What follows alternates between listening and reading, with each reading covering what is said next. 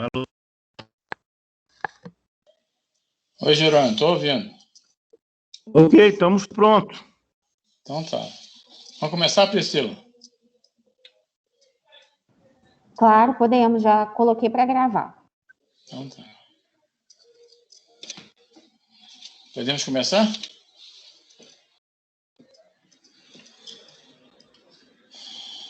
Bom, boa noite a todos que estão presentes, Meu nome é Paulo, eu sou presidente do Núcleo de Juiz de Fora do Instituto de Arquitetos do Brasil. O núcleo foi criado em 1998 e ele é integrante do Departamento de Minas Gerais. Ele faz parte de uma das entidades do Brasil mais antigas, né? O Instituto de Arquitetos do Brasil, né, que completou em dia 26 de janeiro de 2001 100 anos de existência. Cabe ressaltar que o IAB organizou para julho deste ano, né, em função da pandemia, o Congresso Mundial dos Arquitetos, no qual, inclusive, o Jerônimo está organizando várias atividades. O núcleo sobrevive de contribuições dos seus associados e, ao longo de 22 anos, tem realizado diversas atividades, dos quais procura sempre refletir sobre a arquitetura, valorizar os arquitetos e urbanistas e desenvolver ações em prol da cidade e seus habitantes. Dentro dessa perspectiva, entre outras atividades, tem atuado em vários conselhos, como o Conselho Municipal de Política Urbana.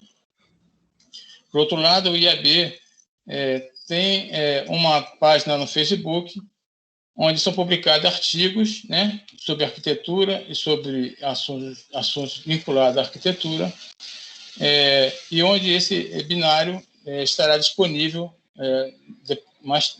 daqui a alguns dias, né? Nessa página também tem um formulário onde os arquitetos e arquitetas que desejarem podem se associar ao IAB de Juiz de Fora. Este webinário terá como mediadora a Fabíola Ramos.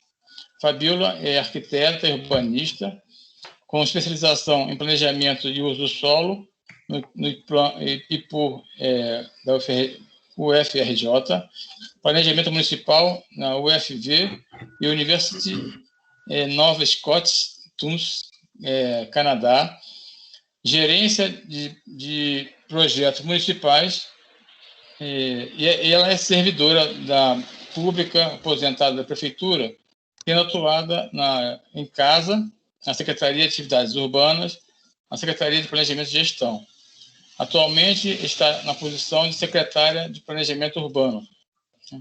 E os nossos convidados são o professor Frederico Riani, que é professor do Departamento de Direito Público e Material da Universidade Federal de Juiz de Fora, mestre e doutor em Direito do Estado pela PUC de São Paulo e diretor de Integridade e Controle Institucional da Universidade Federal de Juiz de Fora.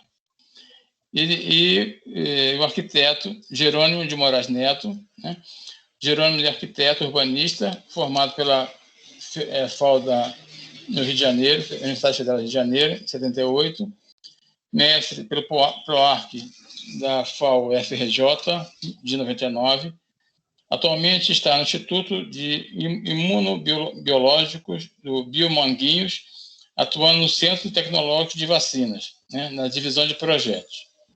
Jerônimo foi contemplado, né, em 99, com a medalha de ouro na Quadrienal de Praga, e foi coordenador do Programa de Melhorias Habitacionais em Favelas. Tem uma atuação longa, né, em atividade de classe. Né? Foi secretário-geral e vice-presidente da Direção Nacional do IAB, presidente do IAB-RJ, presidente e conselheiro do CAU-RJ e conselheiro do CAU-BR. Durante as palestras, a gente solicita que todos mantenham os seus microfones ligados, e solicitar que as perguntas sejam feitas pelo chat, né, que serão respondidas ao final da exposição dos palestrantes. Muito obrigado. Fabíola, por favor. Boa noite a todos que nos assistem. Boa noite, Paulo, do IAB. Boa noite, professor Frederico Riani, ao arquiteto Jerônimo de Moraes, que vai aí debater conosco, vão debater conosco. Eu agradeço primeiramente, Paulo, ao IAB, pelo convite para mediar debate tão importante para a cidade, muito caro para os profissionais da arquitetura, os profissionais que participam, contribuem na construção da cidade. Nós vamos debater a Resolução 64, que decorre da Lei 13.874, de 2019, do Ministério da Economia, e instituiu a Declaração de Direitos de Liberdade Econômica. Essa resolução, então, ela, para obtenção dos fins estabelecidos nessa lei, no seu decreto que a regulamentou, ela dispõe sobre umas classificações de risco no direito urbanístico, né, buscando uma desburocratização, uma flexibilização do controle público no licenciamento de atividades e construções urbanas. Essa resolução ela avança preocupantemente em matéria definida constitucionalmente como de atribuição do município, né? Ela fez isso sem nenhum debate, sem nenhuma discussão, seja com municípios, seja com entidades de classe, conselhos, né? Então, foi um movimento bastante preocupante, ainda que ela vai atuar sobre uma parcela desses licenciamentos, dessas atividades e construções, mas é um movimento que nos preocupa muito, num momento que as cidades carecem de um aprofundamento nas suas questões, e eu acho que a gente tem um momento da pandemia que deve nos remeter às discussões do espaço urbano, não que a gente não diga que não temos problemas, que nós não precisamos refletir sobre os tempos de respostas do serviço público às demandas da sociedade, precisamos sim, mas eu acho que com muito diálogo, com muita discussão, não de forma rasa, estabelecendo na sociedade com diálogo com todas as áreas que respondem pela construção da cidade, que respondem pela garantia de direitos da cidade, nas suas diversas formas. Então, eu acho que esse movimento do IAB é muito importante. Eu passo, então, a palavra aí para o professor Frederico Riani, para iniciar o debate, e depois a fala do Jerônimo, entre os nossos convidados, a gente vai abrir aí para debates. Tá? Professor. Muito obrigado, Fabíola. Boa noite a todos, né? Boa noite a você, Fabíola. Boa noite ao Paulo. Boa noite ao Jerônimo, a Priscila, que está nos auxiliando aí. Boa noite a todos que estão nos acompanhando, né? Inicialmente, eu quero agradecer muito o IAB, o Paulo, essa oportunidade, o convite, para que a gente possa contribuir um pouco para esse debate que está sendo travado. É uma discussão muito importante, porque ela tem uma relação muito grande com a questão constitucional, com o Estado de Direito e com o processo democrático. Eu, apesar da minha formação ser jurídica, eu evito o juridiquês, né? Eu evito falar de uma forma que complica e não explica. Então, eu vou tentar falar da forma mais simples possível, como normalmente eu faço, mas quando eu pensei para poder fazer a minha exposição, eu vi que não daria para não fazer algumas abordagens jurídicas propriamente. Vou tentar fazer da maneira mais simples possível, de uma maneira objetiva, para não tomar muito tempo de todo mundo e as perguntas poderem ser feitas. Mas é preciso que a gente resgate alguns conceitos aí da ciência do direito, que tem uma ligação um pouco também com a ciência política, né? A primeira coisa que a gente tem que ter aqui de referência é a Constituição. O que é uma Constituição e o que decorre da Constituição num Estado contemporâneo, né? A concepção de Constituição como um documento jurídico que tem uma força jurídica vem com o Estado moderno, com a função exatamente de limitar o poder do Estado para garantir a sobrevivência do capitalismo, porque o capitalismo ele não consegue sobreviver na incerteza, na insegurança. Então, era necessário dotar a sociedade, naquele momento histórico, de uma certa certeza e segurança jurídica para o capitalismo se desenvolver. E, com isso, se criou um documento, um estatuto do Estado, falando o que o Estado pode fazer e o que o Estado não pode fazer. Aquilo que está na alçada do Estado e o que está na alçada do particular. E, estando na alçada do Estado, o que os órgãos do Estado são competentes para fazer. Não é pelo fato de ser competência do Estado alguma atribuição que qualquer órgão possa fazer. Exatamente para evitar o arbítrio, existe, né, aquela concepção de que o poder precisa frear o poder. Então, a Constituição é aquele documento jurídico, né, com a conotação política também, obviamente, que tem por finalidade atribuir competências, atribuir funções para órgãos distintos no Estado, para que não seja cada um fazendo o que quer. Bom, a partir dessa concepção, surge um princípio para o direito, que é o princípio da supremacia constitucional. O que significa esse princípio? Significa que todo ato jurídico ele precisa ter compatibilidade com a Constituição.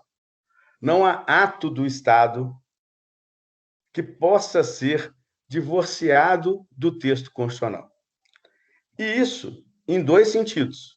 Um é o conteúdo daquele ato do Estado, seja uma ação concreta, seja um ato normativo, seja uma decisão judicial, né? Qualquer ação do Estado, o conteúdo dessa ação, precisa guardar compatibilidade com os valores, com as normas constitucionais.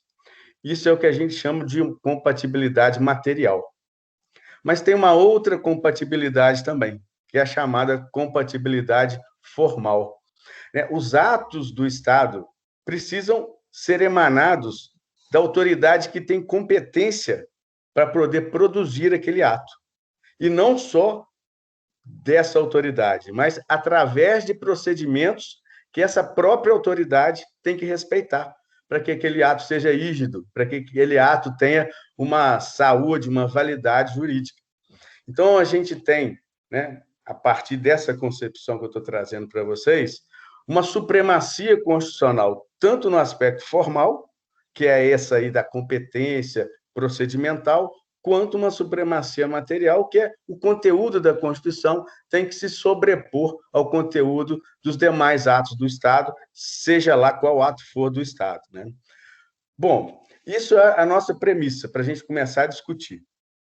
Um outro ponto que eu acho que é extremamente relevante e que eu não posso deixar de falar é que, quando a nossa Constituição de 1988 ela foi constituída, apesar da redundância, e foi instituída, ela estabeleceu um federalismo próprio do Brasil, né? Um federalismo em que a gente tem entes políticos, unidades federadas, dotadas de autonomia político-administrativa.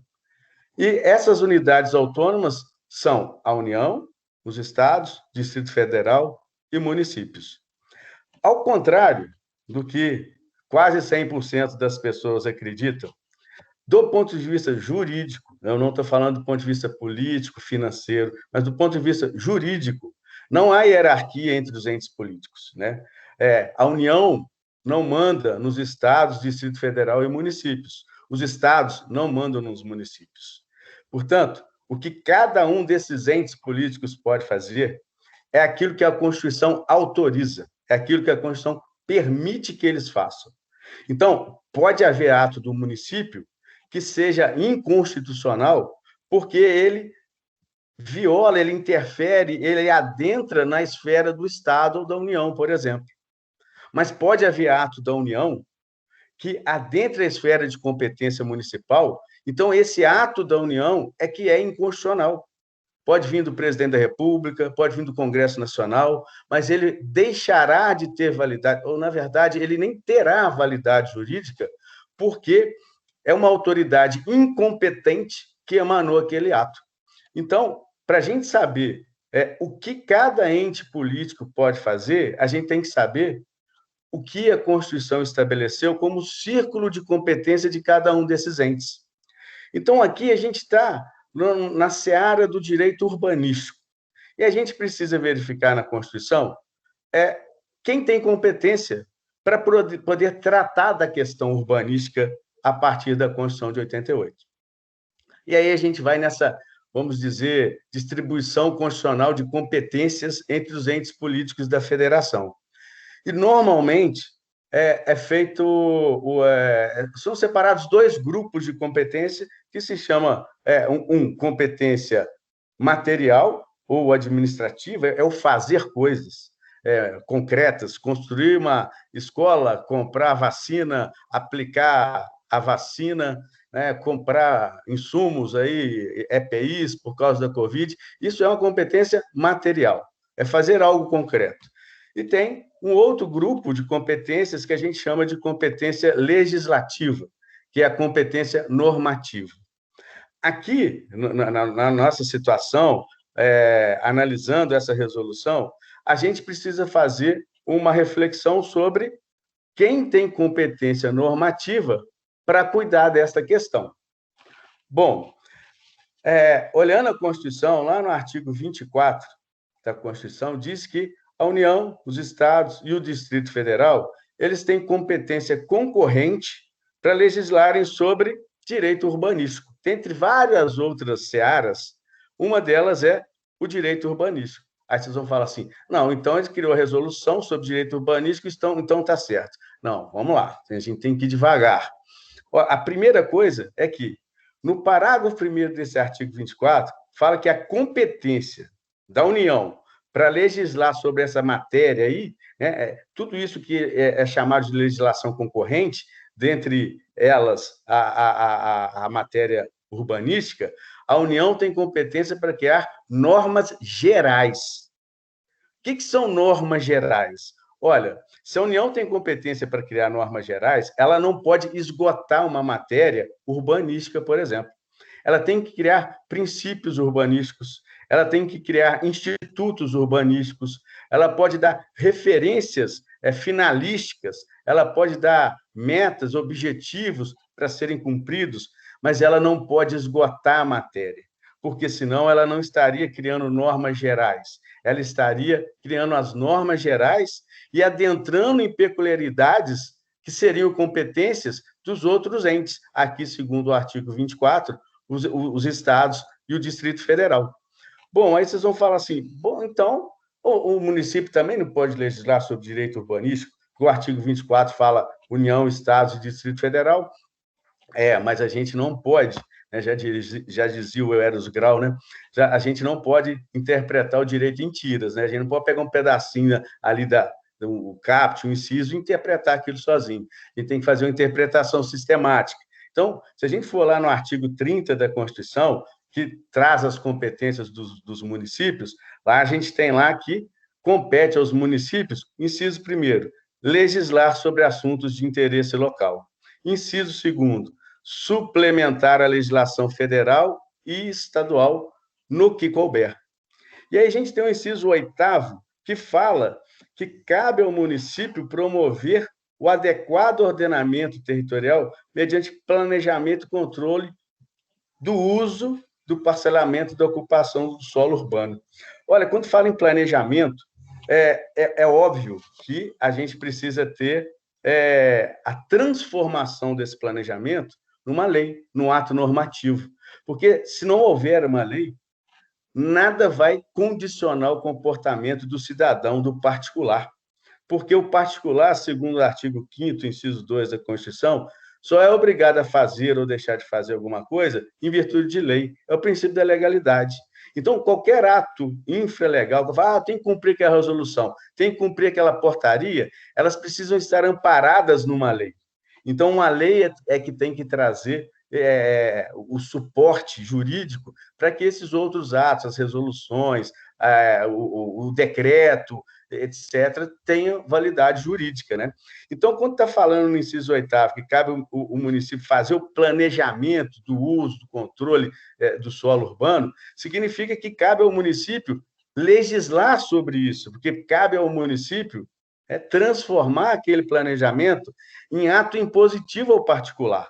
E ele só faz isso na medida em que ele transforma esse planejamento em lei. Quer um exemplo tranquilo da gente enxergar isso? É o plano diretor. Quer um outro exemplo? A lei de uso e ocupação do solo, né? Há todo um planejamento e esse planejamento se transforma numa lei, né? Quer um exemplo de ato normativo geral da União, quando ela cuida de normas gerais? O Estatuto da Cidade, né? O Estatuto da Cidade não fala como vai ser o zoneamento das cidades, só fala que tem que ser feito um zoneamento. O Estatuto da Cidade não fala como o IPTU progressivo vai ser utilizado em Juiz de Fora, mas ele fala que existe esse instituto. Mas é o município que, de acordo com as suas peculiaridades, de acordo com a sua realidade, de acordo com o seu planejamento, transforma isso numa lei municipal que vai condicionar tanto a administração pública quanto o particular.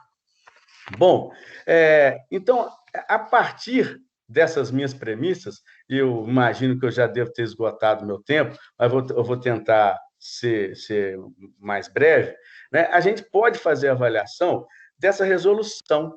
A primeira coisa que a resolução faz é que ela fala que ela se baseia lá na Lei 13.874, lá que é a lei da liberdade econômica, tal, não sei o quê. Na verdade, assim, eu tenho muita dificuldade de enxergar essas coisas. As pessoas vêm com o discurso de que busca desburocratização e a maior amplitude da liberdade econômica, quando, na verdade, o que elas estão fazendo é produzindo uma insegurança e uma incerteza absurda, abissal, muito pior do que a gente tem hoje, né?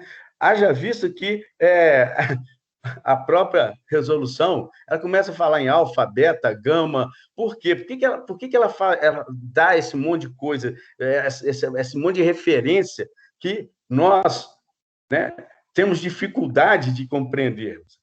Ela dá essa referência toda porque ela precisa falar o que é baixo risco, porque a lei fala, né, a Lei 13.874, no artigo 3º, ela fala que é preciso que o que for de baixo risco não tenha intervenção do Estado. A atividade econômica de baixo risco não tem a intervenção do Estado, né? É uma tentativa de dar uma abertura maior para a livre iniciativa. Mas o que é baixo risco? Não está definido o que é baixo risco na lei.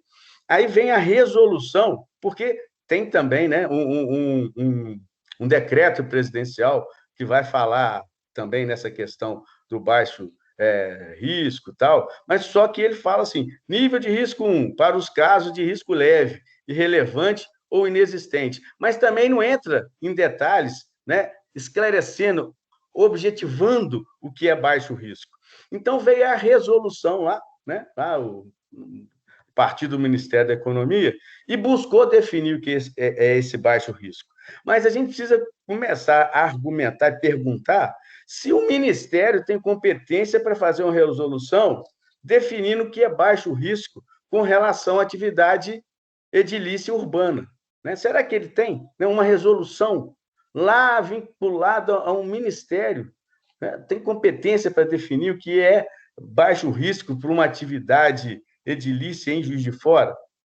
Olha, isso não é uma questão de achismo, é uma questão objetiva trazida pela Constituição. Eu acabei de falar para vocês, olha, a União, por meio do Congresso Nacional, não pode nem interferir na esfera municipal de organização do seu espaço urbano, da sua organização território.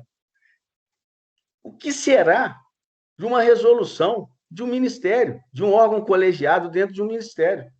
Né? Isso aí, essa resolução dentro de uma hierarquia normativa jurídica tradicional, a gente tem a Constituição, depois a gente tem as leis, né? Sejam elas ordinárias ou complementares, a gente tem decretos, aí abaixo dos decretos, a gente tem outros atos normativos, como portarias e como resoluções de atos de órgãos colegiados.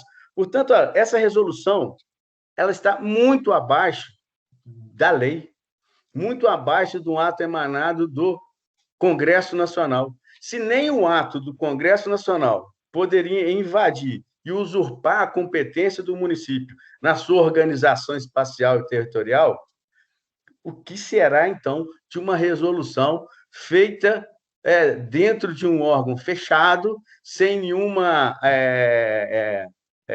ventilação para a sociedade, né? Sem nenhuma possibilidade de ser arejado por opiniões divergentes e com uma forma participativa que, bem ou mal, acontece no Poder Legislativo, né? Então, eu não consigo vislumbrar qualquer possibilidade de se conceber essa resolução como tendo alguma validade jurídica, principalmente porque ela busca inibir qualquer possibilidade de se aplicar normas municipais ou estaduais para resolver essa questão. Por que eu falo isso? Por que eu afirmo isso? Porque no artigo 2º fala que, no artigo 2º da resolução, fala que será necessário, né, que essa resolução se aplica enquanto não houver uma legislação própria sobre risco de direito urbanístico estabelecido, seja pelo Estado, seja pelo município, e que delimite de forma exaustiva a atividade econômica de direito urbanístico. Então, olha só, o que eles estão falando assim, não basta nem ter uma lei de direito urbanístico, tem que ser uma lei específica que seja criada depois da 13.874, que se refira a ela e que esgote toda a possibilidade normativa. Sendo que, na verdade, eles praticamente já esgotaram essa atividade. Então, o que eu falo ainda que não fosse uma resolução, fosse uma lei federal, essa lei federal também estaria com a mácula de inconstitucionalidade, porque ela não deixou espaço para que estados e municípios pudessem suplementar, complementar a norma federal. Né? É aquilo que eu falei lá no início da nossa conversa, né? O que são normas gerais, né? As normas gerais, elas não podem esgotar uma matéria, elas sempre têm que deixar espaço para que os outros entes políticos possam adequar aquilo à sua própria realidade, aos seus interesses próprios, porque cada estado e cada município tem peculiaridades, tem diferenças, né? Essa é a minha fala inicial, peço desculpa aí, porque com certeza absoluta eu passei dos 15 minutos aí que eu tinha combinado com o Paulo, mas espero ter contribuído aí de alguma maneira para o debate. Muito obrigado. Obrigado, professor, foi ótimo. Passou um pouquinho mesmo, mas faltaria, né? Não, faria falta para a gente ouvir. Vamos ouvir o Jerônimo, após a gente volta novamente, a gente vai fazer uma segunda rodada, né? A gente vai ter oportunidade aí de avançar e de aprofundar nisso. Jerônimo, por favor. Obrigado a todos. Primeiro, agradecer o convite do Núcleo do IAB de Fora, na pessoa do presidente Paulo Gravichevski, e lembrando a nossa longa amizade nos faculdade, momentos difíceis que vivíamos, né, Paulo? 40 anos atrás, e não poderíamos imaginar viver momentos tão difíceis agora. Mas, por isso, não pude recusar esse convite do Paulo, com a faculdade, para a gente fazer esse debate. Queria saudar também todos os colegas do núcleo do IAB de Juiz de Fora, do Departamento de Minas Gerais, que hoje preside a direção nacional do IAB, através da professora Maria Elisa Batista, querida companheira também, ouvindo aí a lição do professor Frederico, creio que não resta mais dúvida quanto a tal ilegalidade dessa resolução. Parece algo competente e algo de má fé, né? É uma mistura das duas coisas, talvez. Um colega me diz uma frase ótima: isso é cloroquina urbanística, isso não quer dizer nada.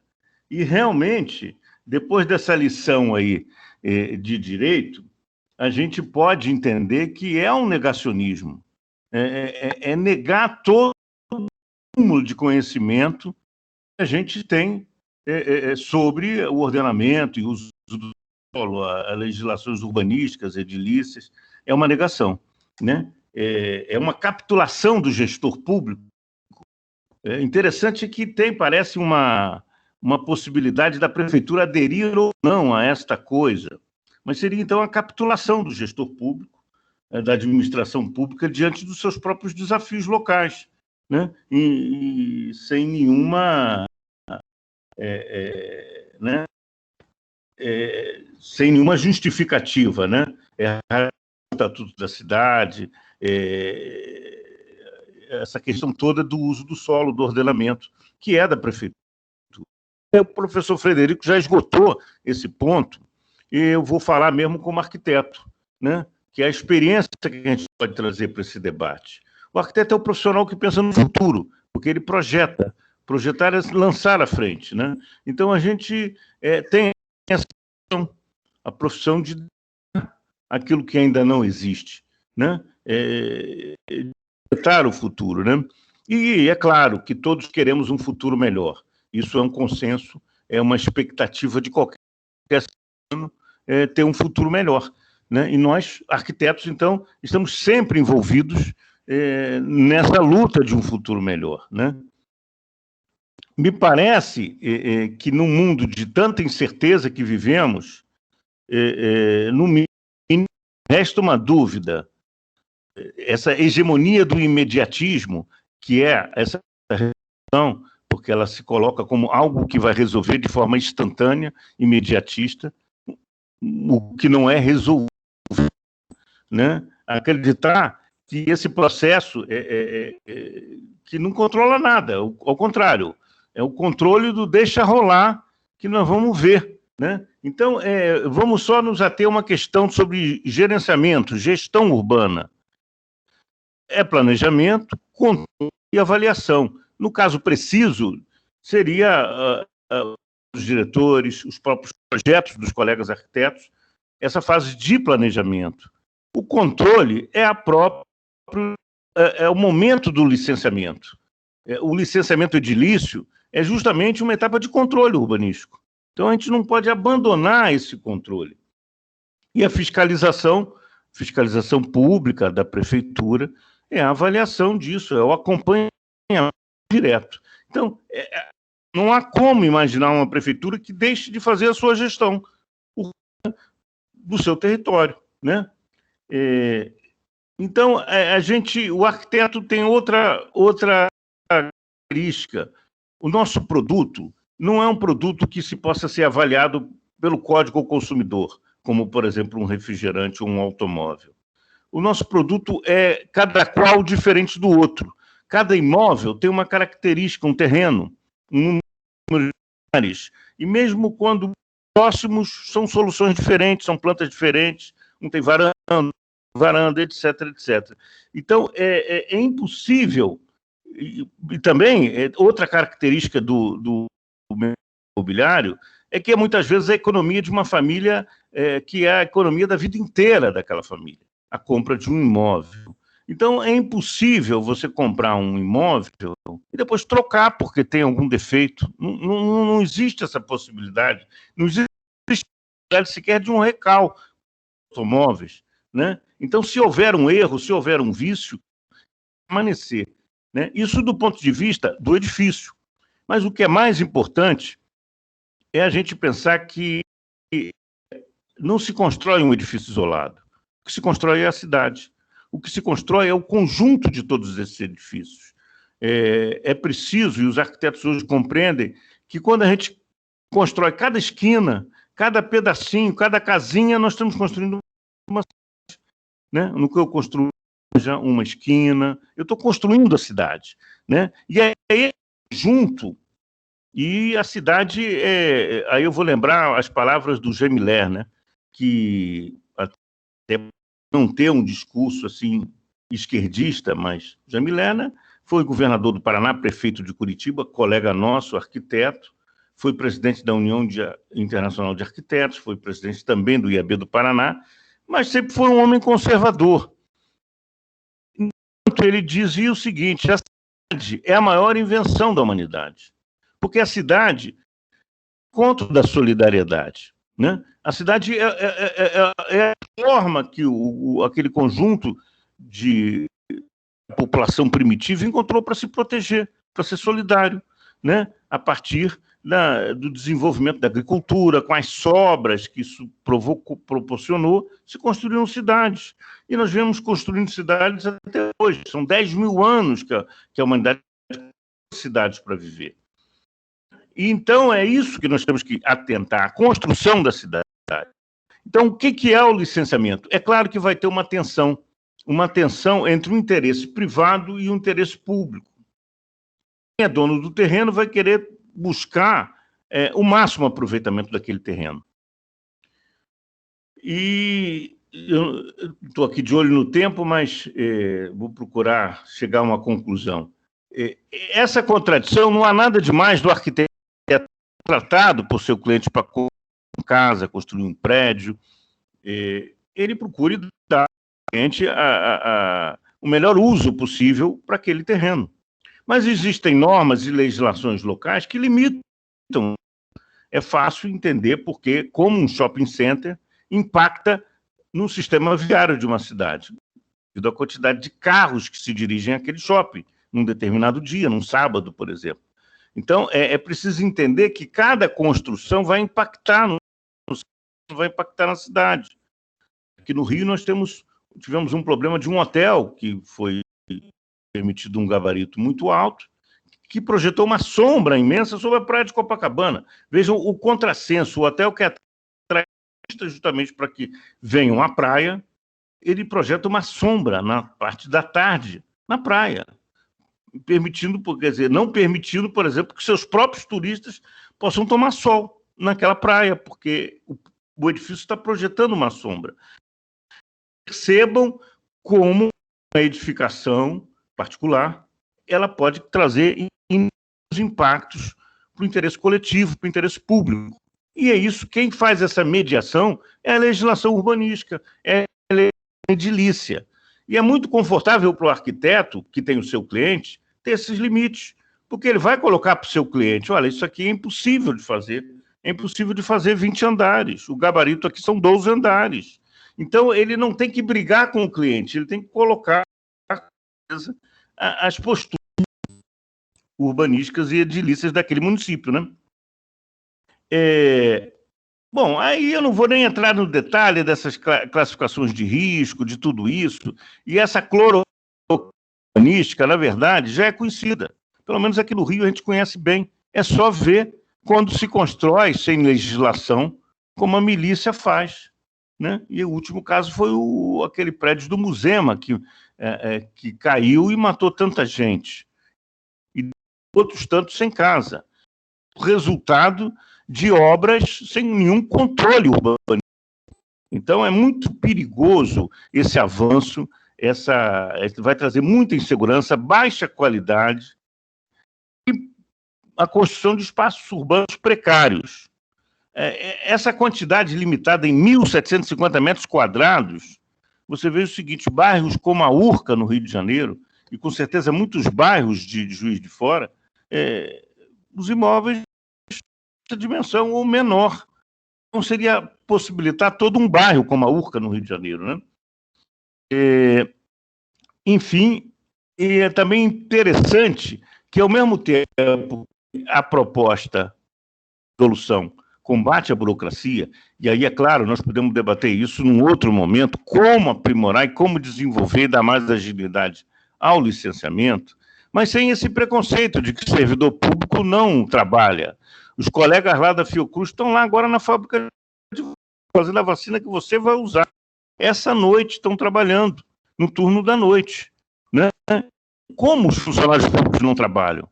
Estão trabalhando nos hospitais, no corpo de bombeiro, nessa noite, né? É preciso desfazer essa ideia de que o funcionário público não trabalha. Trabalha, inclusive, final de semana. Desculpa, eu vou desligar aqui o telefone, deixei ligado, não sei porquê. Esqueci. Desculpe. Enfim, essa questão a gente pode e é muito importante por que a gente está demorando tanto para licenciar. Eu acho que é uma crítica importante. Os próprios arquitetos e, sobretudo, agora, não é uma burocracia em Brasília. Há mais, vejam que tem uns procuradores, um grupo aí, terceirizando. Você vai criar uma nova burocracia, porque esse grupo econômico também vai querer faturar mais, vai querer complicar mais. Evidentemente, precisamos deles sobre centralizar esse serviço com um grupo de terceirizados. É isso que está se propondo. Isso não vai resolver nada em termos de burocracia, ao contrário, vai se criar uma nova instância burocrática, né? Por exemplo, se fosse pensar, o que não me parece possível, só o registro de responsabilidade técnica, bastava o Conselho de Arquitetura ou o Conselho de Engenharia, que já fazem o registro. Se fosse se limitar só a isso, já está pronto. Já tem os registros de responsabilidade técnica, tanto no Conselho de Arquitetura como no Conselho de Engenharia e Agronomia. Mas que seja isso a resposta melhor por interesse público. E outra coisa também que chama a atenção é subordinar a legislação urbanística às atividades econômicas, quando seria o contrário. A cidade se constrói para que se desenvolvam as atividades econômicas. Essas sim estão subordinadas a essa infraestrutura urbana, porque a infraestrutura dos edifícios e das ruas, praças, permanecem muito mais do que atividades econômicas que mudam. Uma loja pode mudar de uso, um escritório também pode mudar de uso. Então, as atividades econômicas elas são muito mais instáveis do que as edificações.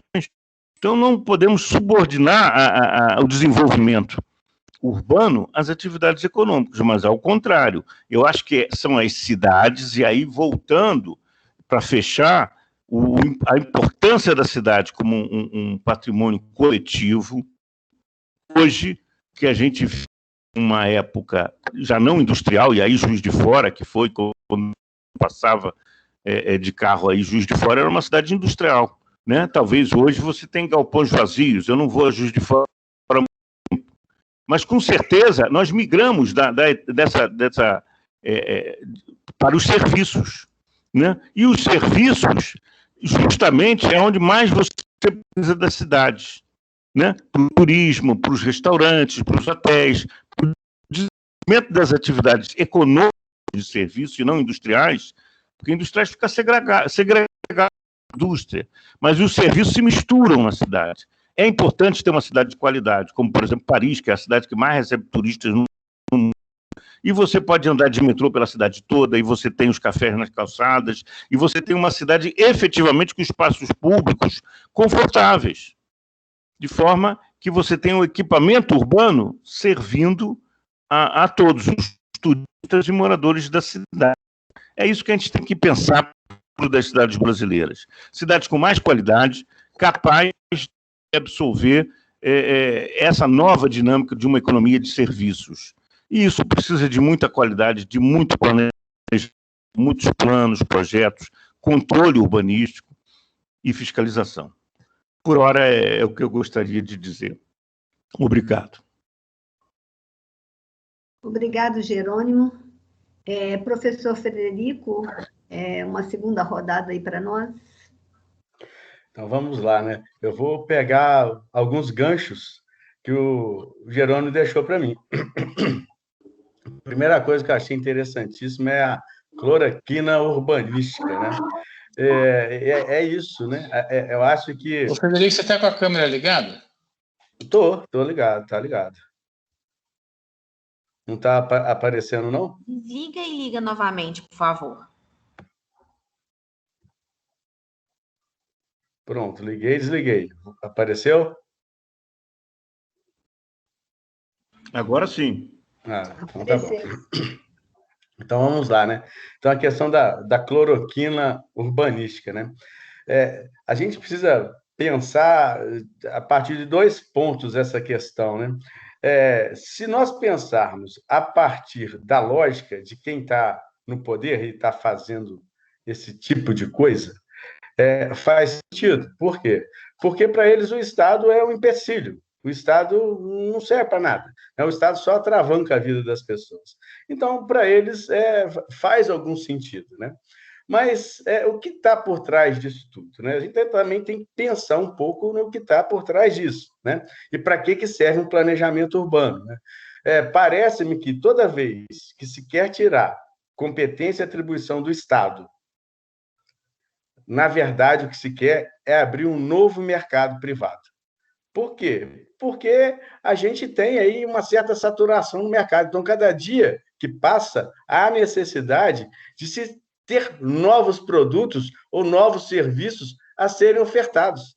Quando você privatiza, né, a Previdência, quando você destrói a Previdência Pública, na verdade, o que você está fazendo? Abrindo um mercado mais forte, mais intenso, ou fortalecendo mais ainda o mercado privado. Quando você vai lá e destrói a saúde pública, você está abrindo um mercado mais forte na iniciativa privada, na escola, a mesma coisa, né? Então, a gente também tem que perceber que esse tipo de comportamento é um comportamento que não é só para poder viabilizar uma desburocratização. Na verdade, é para abrir um outro tipo de mercado, um outro negócio que hoje não existe, né? E em que medida esse negócio há um certo padrão ético nesse novo negócio, né? Isso que a gente precisa colocar, porque, na verdade, quando a gente pensa no pressuposto da argumentação dessas pessoas, o pressuposto é que o serviço público não presta, né? O serviço público não está funcionando.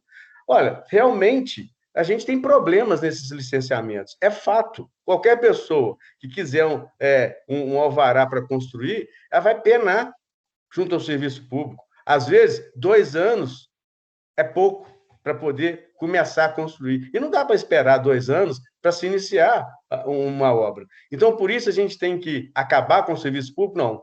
A gente tem que fortalecer e buscar um aprimoramento, uma eficácia, uma efetividade do serviço público. Não dá mais. E aí, eu acho que... Eu tenho a certeza que a Fabiola vai trabalhar nesse sentido no município. Não dá mais para os processozinhos tramitarem fisicamente de mão em mão nas pessoas. Demora uma semana para sair de uma mesa e para outra. Quando nós estamos aqui fazendo as coisas ao vivo, cada um na sua casa, distantes. Então, enquanto não se criar procedimentos céleres, enquanto não se digitalizar esses processos, os processos forem todos automatizados, né? Enquanto não se estabelecer procedimentos para que o servidor público chegue lá e fale assim, olha, essa aqui é a lista de coisas que você tem que fazer. Se você não colocar tudo, na universidade a gente tem, assim, projeto de extensão. Vou fazer um projeto de extensão, eu tenho um checklist lá, eu entro lá, se eu não puser todos os documentos, não fecha para mim o sistema. Então, eu não tenho como falar assim, concluído a minha etapa. Então, assim, não é possível termos um processo assim? Claro que é possível. Não é um bicho de 7 cabeças. Então, do meu ponto de vista, o que nós temos que fazer é buscarmos uma administração pública, um serviço público que preze pela eficiência e pela satisfação célere ao interesse do cidadão. E não simplesmente destruir essa possibilidade. Por quê? O Jerônimo, eu vou falar meia hora aqui, pelo menos, hein? O Jerônimo falou uma coisa que é muito pertinente. É a questão, né, em certa medida, o que ele disse foi, isso que o poder público faz é o exercício do poder de polícia. Eu não estou falando aqui de polícia militar e polícia civil, não. Eu estou falando o poder que o Estado tem para condicionar o comportamento individual, privado, tendo em vista o interesse da coletividade. É isso que o Estado faz quando ele autoriza ou não um determinado tipo de empreendimento, né? E não dá para subordinar esse interesse coletivo ao interesse de um particular, ao interesse de uma pessoa jurídica de direito privado que vai falar tal que é a sua obra.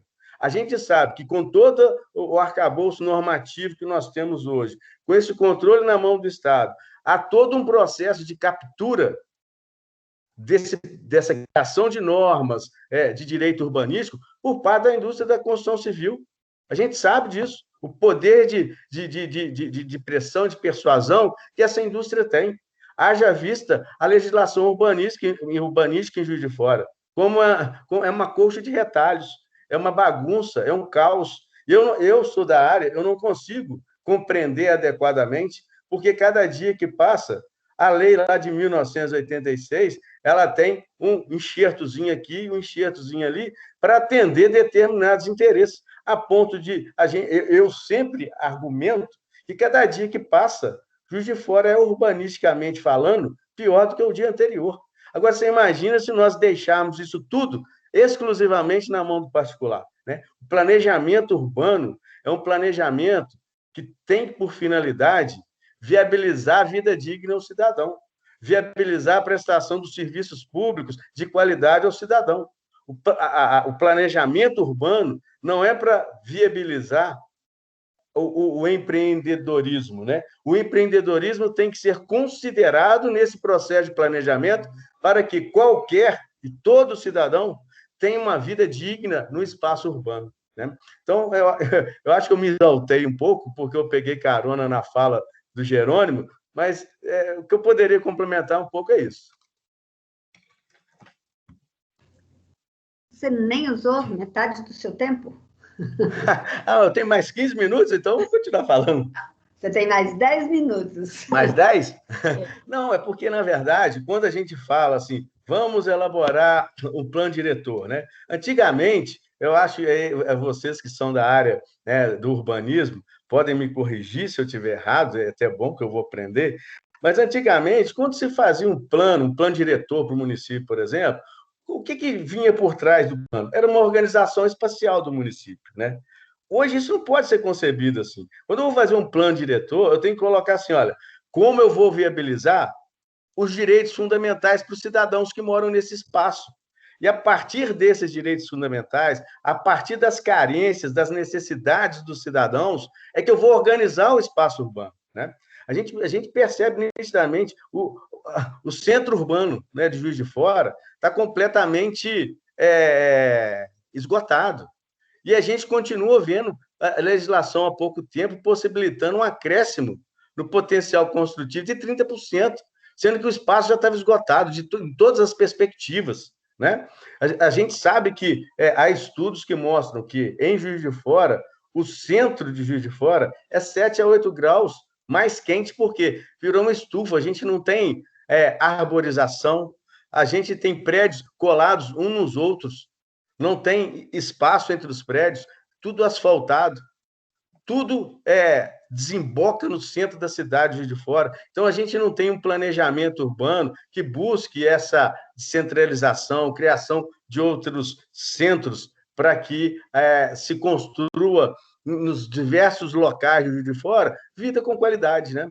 Então, eu acho que a gente precisa inverter a lógica, né? O planejamento, ele precisa, sim, incentivar o empreendedorismo, mas tendo em vista, em função da qualidade de vida dos munícipes, em função da prestação daqueles serviços que vão levar dignidade a cada um dos cidadãos, né? Não estou aqui fazendo o discurso contra o capitalismo, contra a iniciativa privada. Ao contrário, sem eles, a gente vai ficar a ver navios. O sistema que nós temos hoje exige essa participação. Só que o Estado tem que colocar a iniciativa privada onde há necessidade dele. O Estado tem que incentivar a iniciativa privada naquele espaço em que ela vai satisfazer as necessidades coletivas. Esse é o meu pensamento. Então, eu não posso retirar do município a competência que ele tem para verificar se um empreendimento está ou não satisfazendo o que é o interesse coletivo, cujo interesse precisa estar, obviamente, respaldado numa legislação municipal. Já falei mais um pouquinho aí, Fabiola. Obrigado, Frederico. Jerônimo, quer completar sua fala, falar mais um pouco para nós, né? A gente já tem aqui uma pergunta, pedindo aí que a gente avance um pouco sobre uma explicação sobre a dinâmica dentro da resolução desses procuradores digitais, né? Como seria essa dinâmica de contratação de escritórios de licenciadores da resolução, que está colocado na resolução, né? Na figura desses procuradores digitais, né? Não sei se o Jerônimo vai... Você nos ouve, Jerônimo? Eu acho que ele teve problema de novo. Bom, o que eu posso falar a respeito disso, Fabiola, é que eu não faço a menor ideia. Desculpa, eu não tinha ligado o microfone. Estão ouvindo agora? Estamos sim. Estamos sim, Jerônimo. Eu tinha desligado e tal, até o telefone tocou aqui, essas coisas. Enfim, eu acho que isso é questão também, já está esgotada aqui nesse nosso debate, no sentido de que não pode a administração pública capitular da sua própria função de gestor do território, né?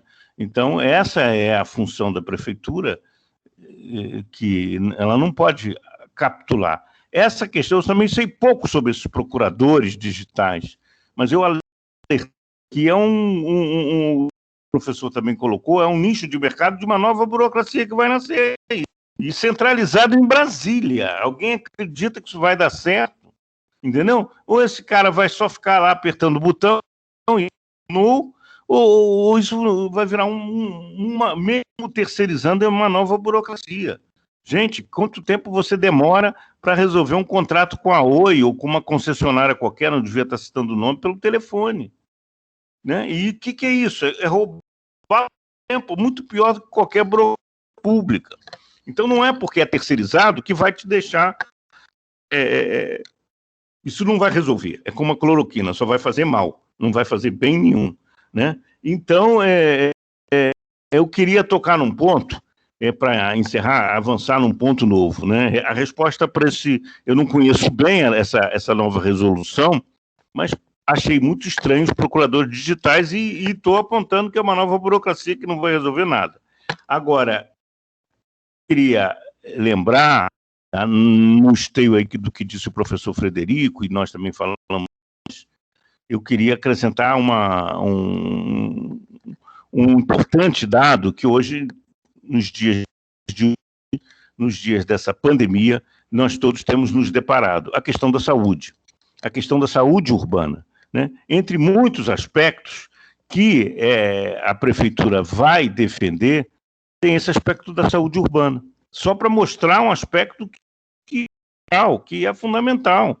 Né? Então, quando você constrói de forma desordenada, quando constrói uma coisa simples, por exemplo, sem janelas, e isso acontece nas favelas do Rio de Janeiro, acontece na favela da Rocinha, tem controle urbanístico sobre as construções na Rocinha, se constrói muitas casas, muitos cômodos sem janela, muitas passagens estreitas, 80 centímetros, escura, úmida. O que acontece? Tuberculose. Entendeu? Então, impacto muito forte na saúde. Novas bacilos de tuberculose surgiram na Rocinha, conforme a Rocinha foi crescendo desordenadamente.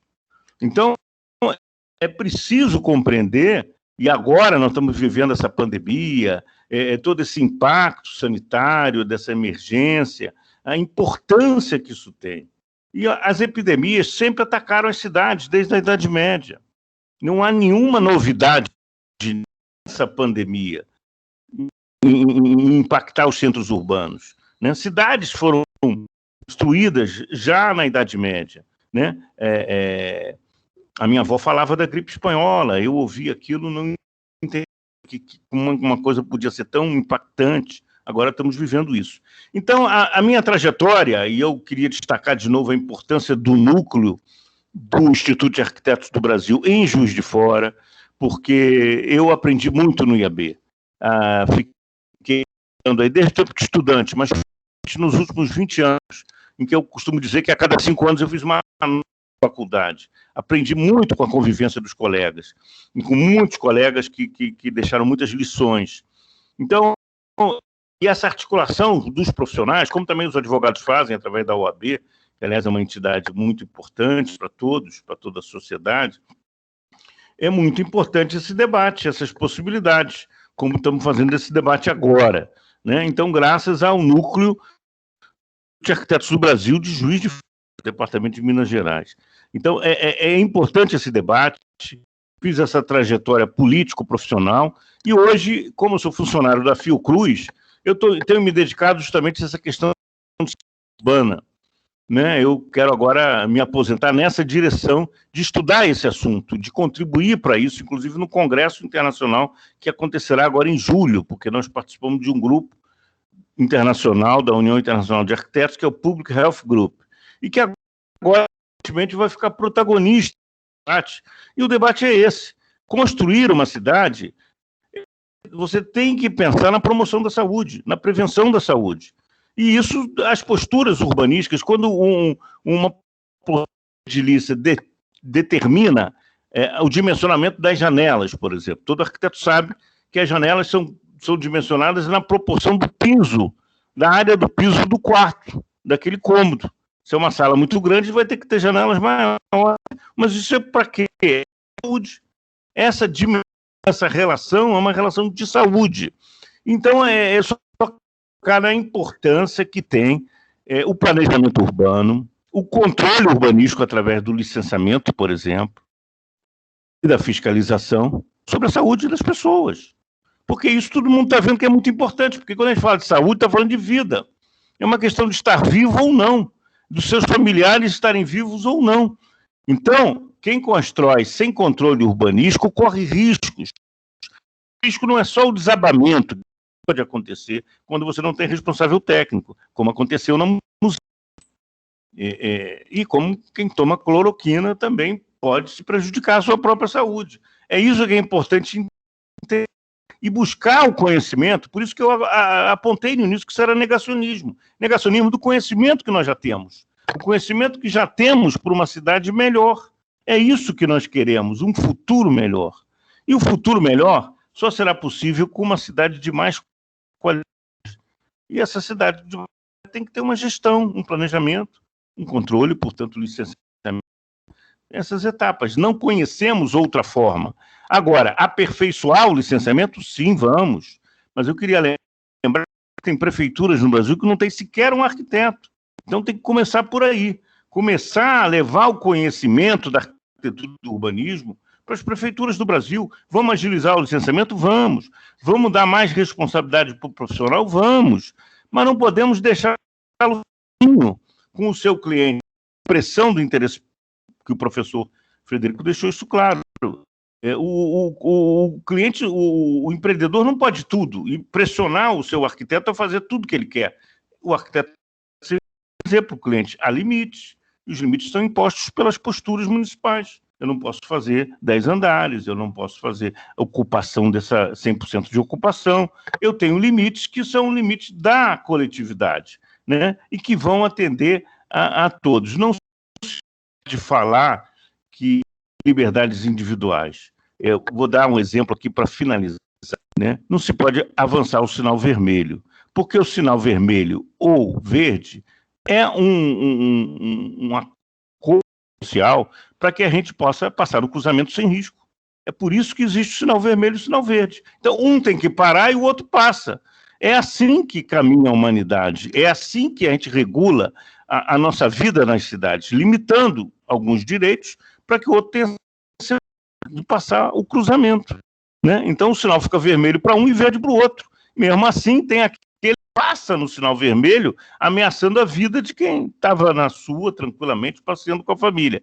Então é importante entender os limites. Eu estou colocando esse exemplo óbvio do sinal vermelho como exemplo de que é preciso respeitar limites para que todos tenhamos segurança, né? E saúde. Né? O foco da saúde é muito importante e urbanismo é saúde. A saúde é muito importante ter para quem tem problemas cardiovasculares poder caminhar durante pelo menos as manhãs ou os finais de semana. A cidade tem que oferecer condições saudáveis. E aí é preciso planejamento. Isso sair naturalmente, e isso não vai sair do interesse particular, é do interesse público. E a gente tem que defender o interesse público. Obrigado. Obrigado, Jerônimo.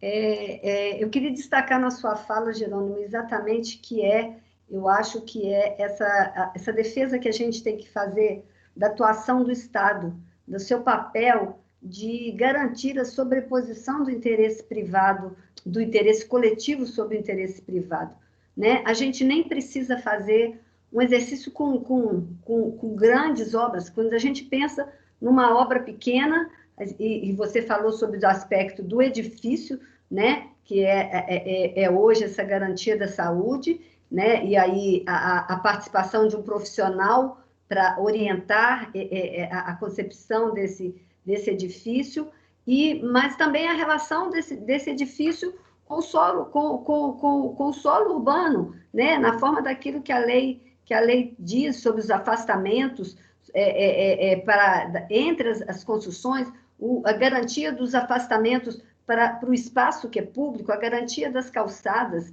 né? Então, é impossível pensar de você abrir mão disso. Eu acho que há, sim, uma necessidade de se pensar em processos simplificadores, aonde couber, né? É possível se pensar, mas alguns parâmetros, por exemplo, a relação que o edifício estabelece com o solo urbano, não é possível. E isso é exatamente esse o papel do Estado, garantir o interesse coletivo sobre o interesse privado, né?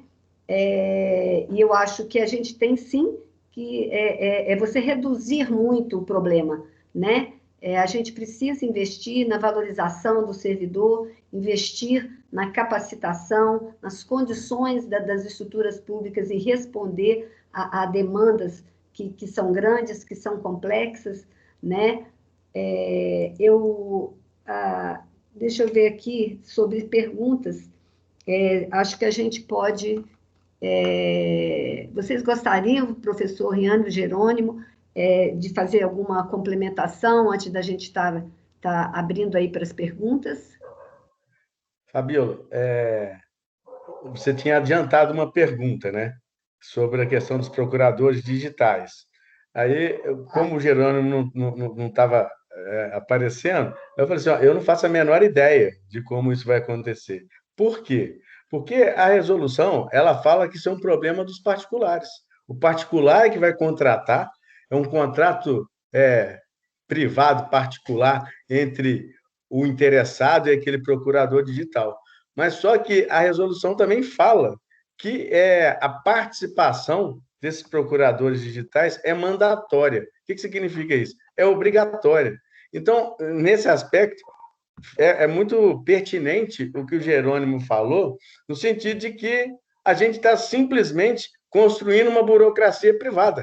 A gente está transferindo para a iniciativa privada aquele papel que o Estado cumpre, né? Então, na verdade, eu estou com a pulga atrás da orelha, porque é o seguinte, isso aí já era para estar funcionando, né?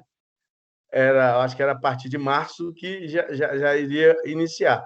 E se eu quisesse utilizar isso, como eu faria? Não tem resposta. Não tem resposta de como utilizar isso. Porque assim, eu vou utilizar um procurador digital. Onde eu vou achar um procurador digital? Porque no procurador digital que a gente fala, tem? Existe? Não existe. Então, assim, é complicado, porque assim, eles estão com o discurso de desburocratizar, eles estão burocratizando mais, centralizando mais as coisas e criando um nicho de mercado próprio para quem quiser correr na frente e beber água limpa.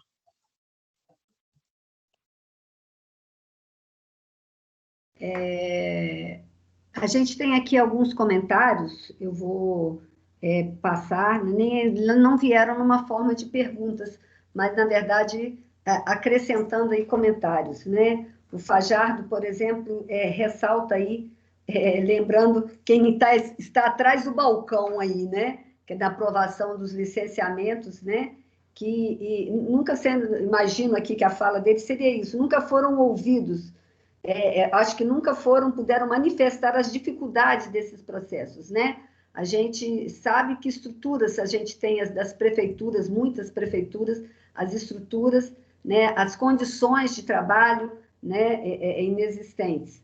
A Cecília Rabelo aqui, ela ressalta que também aí acho que é um desafio e é algo que a gente tem que perseguir, que a simplificação na legislação, acho que a gente precisa, Juiz de Fora tem uma legislação de 1986, né? Ela nunca passou por uma revisão dessa legislação no seu conteúdo como um todo, ela hoje é uma colcha de retalhos, que recebeu remendos ao longo de todos esses anos, né? Sem esses remendos, a gente diria que ela já não falaria com a cidade que somos hoje, né? Depois de todos esses anos, né? Mas se a gente pensa nesses remendos, que podemos dizer na sua grande totalidade, não são frutos de estudos técnicos realmente para mudanças, a gente tem uma figura, tem um zoneamento, que é um Zona Comercial 5 dentro da nossa lei. Esse zoneamento pipocou pela cidade nos últimos anos, sem nenhum critério, sem nenhum estudo das áreas que pudessem receber isso de fato. Não estou aqui colocando que não precise, que essas áreas... Não, as áreas se transformaram, a cidade se transformou, a cidade se tornou mais complexa, se expandiu até de maneira que não desejável, mas é difícil a gente pensar, e com certeza, com muito ônus, essas mudanças. Então, acho que a gente precisa, de fato, de colocar todos os esforços. Nós tivemos aí um plano diretor aprovado em 2018, que entrou em vigor em 2019, a gente precisa realmente colocar todos os esforços para a regulamentação desse Instituto Legal, e vamos fazer isso, pretendemos fazer isso, trabalhar, né, de fato, numa simplificação da legislação, né? Mas de jeito nenhum, a gente não pode pensar, eu acho que a gente tem que buscar todas as formas de resistir a isso, de abrir mão desse papel exatamente, daquele que é garantir o interesse coletivo sobre o interesse privado. Deixa eu aqui buscar, que a gente tem perguntas novas aqui.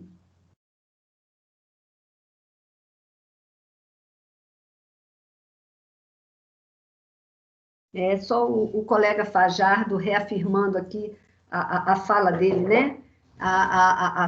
Sempre se fala aí da inoperância, da inação desses agentes públicos, né? Sem, de fato, atuar na redução da falta de pessoal, da falta de recursos, que quem atua nessa área sabe quão crônico é esse problema, né? A Ana Cristina Barreiros, ela fala aqui da valorização do profissional e também do RRT, que é seu patrimônio, seu acervo, e deve ser garantidor de qualidade. Gostariam de comentar isso, Riane, Jerônimo? Bom, deixa eu iniciar, então. Ô, Gerando, se você quiser, pode ficar à vontade. Obrigado, Frederico. Que ela falou aí sobre o RRT, né? Então, como fui presidente aqui do CAL, no Rio de Janeiro, tenho essa jornada aí, essa trajetória, falar um pouquinho nisso.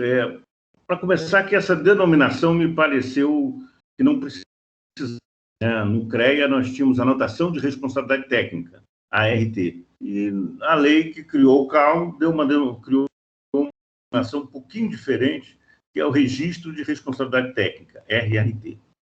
E ele trouxe algumas vantagens sobre o registro anterior, porque passou a ser um preço fixo, não era proporcional ao contrato, mas também outras deformações, outros vícios. Mas não vamos detalhar tanto assim. O importante é compreender que o arquiteto, quando oferece para a sociedade o seu serviço, o cliente, ele está garantindo não só a aplicação do conhecimento que ele tem para um melhor projeto, uma melhor obra, como ele está se responsabilizando. E aí o professor Frederico pode completar o que é uma responsabilidade técnica, o que significa isso, né? Pode ser um prejuízo absurdo, que a gente aconselha, inclusive, para os colegas a fazerem seguro profissional, porque se você comete um erro, você tem que consertar, assumiu essa responsabilidade. Se você, eu estou falando de um pequeno erro, você constrói um prédio de 10 andares, com 20 apartamentos, mas se você errar o tamanho do basculante do banheiro, você pode ser instado a trocar todos os basculantes, por exemplo, entendeu? Isso pode ser um prejuízo muito grande no pequeno escritório, né? Então é importante ter até seguro por erro de produto. Mas, de qualquer maneira, o que a gente está oferecendo para a sociedade é uma responsabilidade. Eu vou fazer um projeto para você e você é responsável por isso. Isso é muito importante, né? E por isso, então, existe esse registro, né?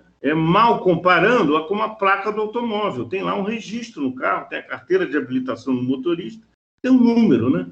Então, se o carro bate coisa, atropela um animal, atropela alguém, você anota a placa, você acha que é o motorista. O apartamento não vai desaparecer, ele tem um número. Ele tem também uma placa que ele bota na obra como engenheiro. Então, isso é importante, essa relação. Isso é a responsabilidade técnica. É uma garantia que a gente oferece para a sociedade, um serviço com responsabilidade técnica, né? E que é uma responsabilidade civil. Aí eu queria que o professor desse uma luz sobre a importância disso para os arquitetos tomarem cuidado e o cliente saber que tem responsável que ele pode cobrar. Obrigado. Bom, vamos lá. Com relação à questão da responsabilidade técnica, eu não tenho a menor dúvida da importância dela. É isso que dá àquele indivíduo que está contratando a obra da sua casa, a reforma da sua casa, é isso que dá segurança para ele de que a casa não vai cair na cabeça dele. É isso que dá segurança para ele de que, se for mal feito, se o material não for adequado, ele depois pode pleitear a adequação disso aos parâmetros contratados e ainda a indenização, além da adequação. Então, são danos morais, são danos materiais que o particular que contrata o responsável técnico tem, é uma garantia que ele tem. Então, acho que isso é muito importante para a sociedade. Agora, eu queria fazer assim, um compilado aí do que a Fabíola apresentou, porque eu concordo com todos. Eu vou começar o Fajardo, falando da condição de trabalho. Eu tenho 37, 38 anos de trabalho. Metade da minha vida eu trabalhei na iniciativa privada, metade eu trabalhei no serviço público, sendo que uma parte eu trabalhei concomitantemente no público e no privado. O que eu garanto para todo mundo é que as condições de trabalho na iniciativa privada são muito mais favoráveis do que no serviço público. Não dá para se comparar. Então, não dá para se exigir do servidor público o que a própria sociedade não dá a ele condição para ele trabalhar adequadamente, né? Não dá para exigir a celeridade na expedição do alvará se as coisas funcionam no papel até hoje. Não tem um sistema que as coisas caminhem celeremente, né? Então, eu concordo com o Fajardo, né? No serviço público, é igualzinho na igreja, é igualzinho no partido político, é igualzinho na universidade pública também, igualzinho na iniciativa privada. Tem safados e corretos, éticos e não éticos, bandidos e mocinhos. Em todo lugar é assim. Não tem um lugar que só tem santo e nenhum lugar que só tem pecador.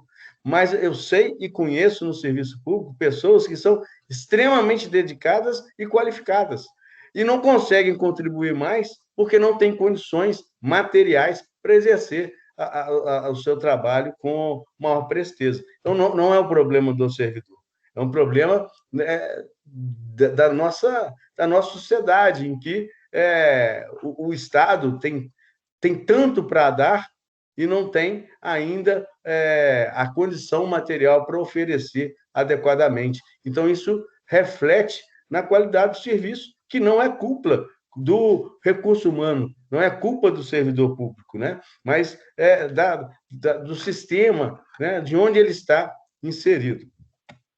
E é óbvio que a gente precisa caminhar com a legislação, né? A Fabíola falou, a legislação de Juiz de Fora, por exemplo, é de 86, com um monte de remendos. Eu ouso falar que, se nós não tivéssemos os remendos, nós estaríamos numa situação urbanística muito melhor. É óbvio que a legislação não iria ser condizente com a realidade complexa que a gente vive a partir de 20 e tantos anos da publicação da lei. No entanto, é o que a Fabíola falou, né? Os enxertos que foram sendo feitos sem nenhuma reflexão, sem nenhum debate e discussão que considerasse efetivamente o opositor, o diferente, né? As considerações da sociedade, dos técnicos, daquelas pessoas que têm formação na área. Então, a gente tem uma coxa de retalho daquelas muito ruins mesmo, não é aquela que a vovó fazia, que ficava bonita, põe na cama, era cheio de retalho, mas que ficava aquela coisa bacana e aquecia, né? Aquela coxa de retalho cheia de buraco, né? Que acaba que não dá o aconchego e não cobre do frio, né? E a simplificação da legislação, eu queria insistir agora nisso, é porque essa é uma exigência do Estatuto da Cidade. E aí, quando a gente fala em simplificação da legislação, a gente vai nessa resolução e verifica a complexidade de coisa que tem, o alfa, beta, gama, e aí o procurador digital, mas o procurador digital, onde que eu vou procurar o procurador digital para ele ser o meu despachante de luxo, para poder viabilizar, junto a uma empresa, a minha aprovação do meu projeto? Então, na verdade, é o que eu falo, a resolução está aí, e se a gente fosse aplicar ela hoje, instantaneamente, ela seria inaplicável. Onde está a facilidade, então? Onde está a simplificação? Onde está a objetividade da norma urbana para que qualquer um simples do povo possa compreendê-lo, né? Porque a gente precisa mudar a legislação para que o simples do povo entenda a legislação. Porque hoje só alguns iniciados conseguem compreender as legislações urbanísticas de Juiz de Fora, por exemplo.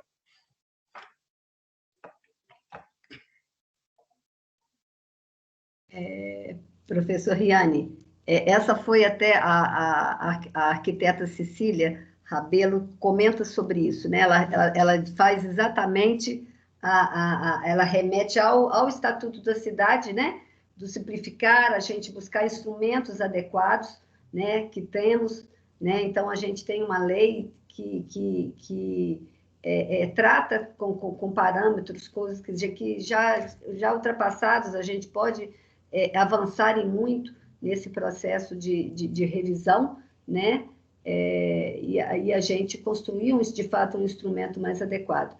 Mas a gente imagina que Juiz de Fora, a gente está falando que tem uma legislação, você ainda tem parâmetros, né?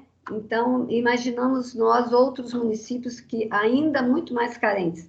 Quando a gente fala aqui de dificuldades nas estruturas, como o colega Fajardo falou, e se a gente fazer um comparativo, nós estamos muito bem, obrigado, né?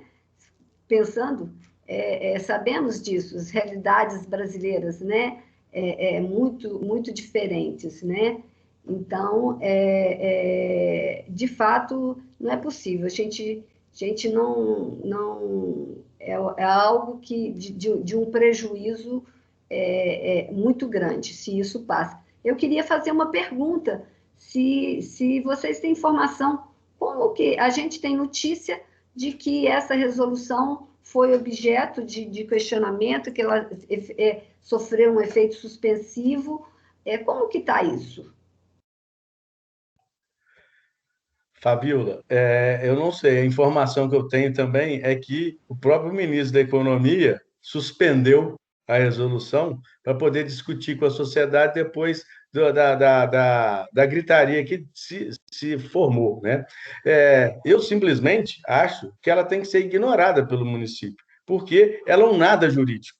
Ela não tem a capacidade jurídica de impor comportamento ao município. Então, ela tem que ser ignorada. Juridicamente, ela não tem validade. É como se fosse alguém que sentou no computador e escreveu alguma coisa, mas alguém qualquer da sociedade. Ela não tem validade jurídica, ela não tem força para poder conformar o comportamento do município. Então, a primeira coisa que eu acho não tem que fazer nada. O município continua com a sua atuação.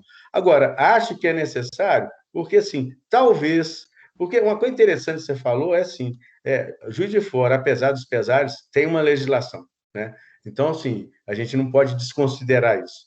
E aí, eu vou fazer duas observações aqui em função disso, né? Eu tenho um sentimento, é só um sentimento, porque não é nada cientificamente processado, pensado, mas que o Estatuto da Cidade ele não se aplica a pelo menos 70% dos municípios brasileiros. O Estatuto da Cidade foi feito, pensado nas grandes cidades. Ele foi feito pensado nas metrópoles, nos grandes centros. Dá até para aplicar em municípios do Pódio de Fora, mas para baixo é impossível. Então, a gente teria que ter um Estatuto das pequenas cidades, para que a gente desse diretrizes que não são as mesmas. Como é que numa cidade pequena eu vou falar em alteração do uso do solo, de transferência de potencial construtivo, vocês não têm problema de espaço urbano, né? O espaço urbano é muito menor do que o espaço rural, por exemplo. Então, a possibilidade de ampliação desse espaço é muito significativa. Então, assim, aquilo que eles exigem para um plano diretor não é possível se exigir para os municípios menores colocarem nos seus planos diretores, né? Então, eu acho que talvez a gente tivesse que ter aí um esforço do Congresso, do Executivo Federal, para criar a norma geral sobre a urbanização, o urbanismo das pequenas cidades, né? Então, esse é um ponto. E aí, o que eu acho que a discussão que poderia ser travada lá no Ministério da Economia, com relação a essa questão da resolução, é que isso poderia ser Isso não, porque isso aqui me parece ridículo, mas que se construísse de uma forma consensuada, com os diversos atores aí envolvidos, né, alguma coisa que servisse como uma referência para os municípios, por exemplo, principalmente para os municípios pequenos. Então, esses municípios pequenos, por legislação própria, poderia ter a faculdade de adotar aquelas referências, mas não a União, o Ministério da Economia, de forma autoritária, impor que todos os municípios adotassem aquilo. Mas até pela carência de qualificação técnica nesses municípios pequenos, né, em torno de 71% dos municípios brasileiros têm menos de 20 mil habitantes. Por isso que eu falei, o Estatuto da Cidade não se aplica a pelo menos 70% dos municípios brasileiros. Então, esses municípios não têm uma mão de obra qualificada. Então, se a União vem e fala assim, olha, eu vou tentar coordenar um esforço para que a gente entre num processo de facilitação, simplificação da legislação urbana, etc. Então, eu vou dar uma referência aqui. Pode ser assim. O município adota aquilo por liberalidade dele, o prefeito assume aquilo, manda aquilo como um projeto de lei para a Câmara Municipal. Acho isso fantástico, ótimo.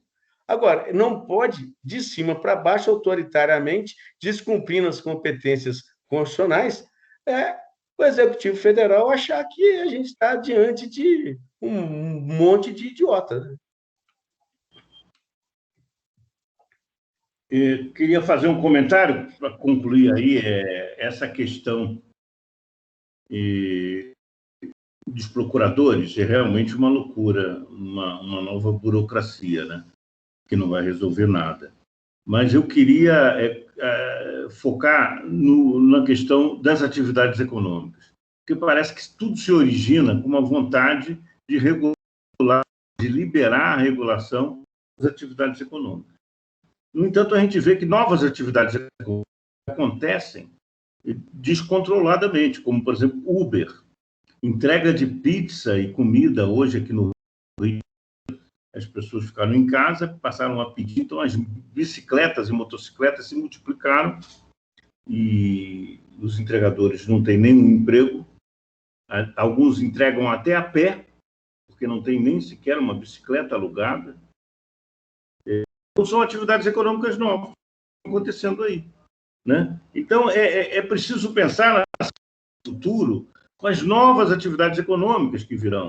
E uma nova cidade será desenhada, né, a partir da experiência humana que hoje passamos, não seremos mais os mesmos, né? Então, eu acho que essa questão de atividade econômica e o impacto nas cidades é um bom debate, uma boa reflexão vai merecer isso para pensar no futuro. Como isso, a profissão do arquiteto é a profissão de pensar o futuro. Então, nós estamos vendo uma modificação no quadro econômico, né? Talvez muitos restaurantes fiquem fechados, não abram mais, esse serviço de levar a comida na mesa, já mudado os restaurantes para comida quilo. Agora é entrega em casa. Será que isso vai permanecer? Será que os restaurantes vão fechar? Como é que vai desenhar essa nova cidade, né?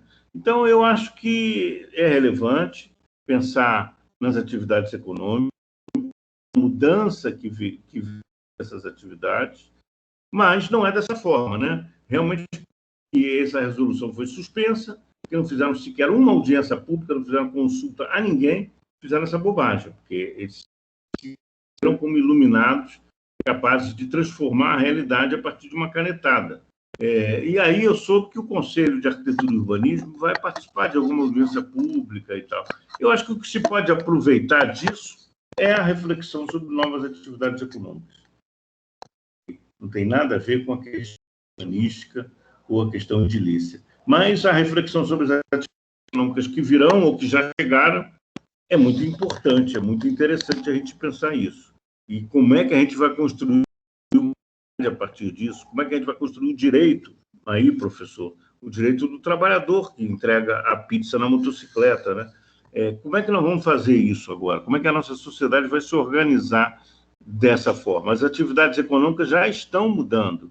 E, veja, não foi por decreto. Foi criar como esse decreto cria os procuradores digitais.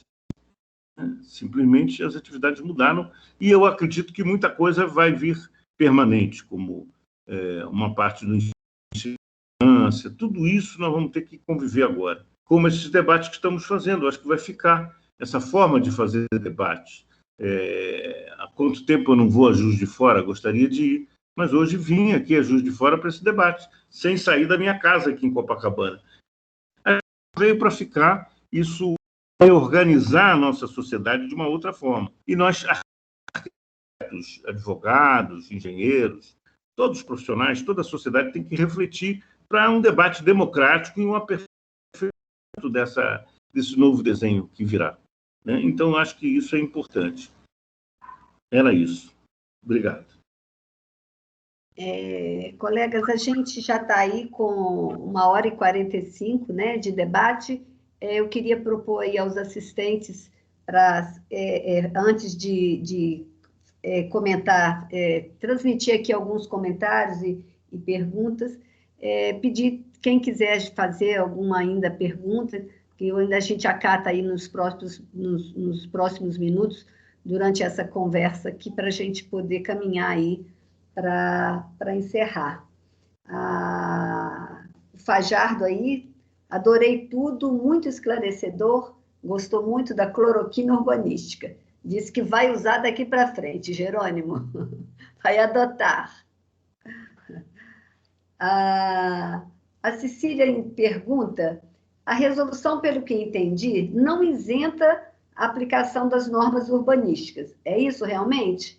Se for aprovado por esta instância privada, sem atender às normas, como fica?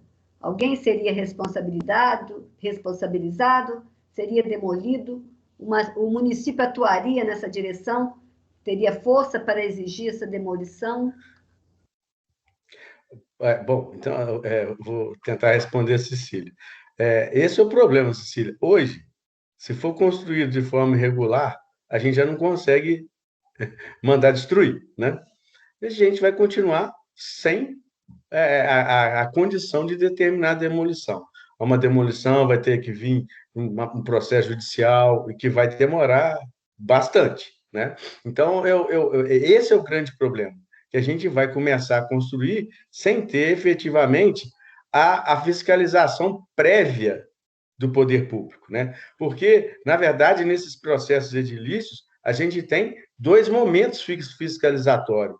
Um momento prévio, e, na verdade, eu acho que três, né? Um momento concomitante e um momento final. Um momento prévio de fiscalização é exatamente quando se dá o alvará para construir. E esse momento vai deixar de existir. Então, ainda que se tenha que cumprir as regras edilícias, né, não vai se fiscalizar se aquele projeto está realmente de acordo com as regras edilícias. Depois a gente não vai ter uma fiscalização concomitante. E o que virá? O que virá é depois, quando alguém reclamar que aquilo não está feito da forma adequada, ou quando o caos se instalar, a gente tiver um completo mosaico, completamente sem construir nada, a gente vai querer reclamar. É a situação do hotel lá de Copacabana, né? O cara que constrói, ele não está nem aí se vai dar sombra. Mas se do lado outro construir, aí ele vai reclamar, porque aí a sombra vai aumentar. Aí o turista do hotel dele também vai reclamar, porque ele não vai ter mais o sol do lado, ele vai ter que andar um pouquinho mais. É o nosso individualismo, né? O individualismo do ser humano, o egoísmo do ser humano. O que vai acontecer se prevalecer um tipo de normativa desta é que, quando os próprios indivíduos começarem a se sentir lesados na sua qualidade de vida, eles vão começar a berrar. Acho que aí vai ser tarde demais, porque eu duvido que algum juiz vai começar a mandar demolir 10, 15, 20 casas, até porque onde é que vai colocar essas pessoas?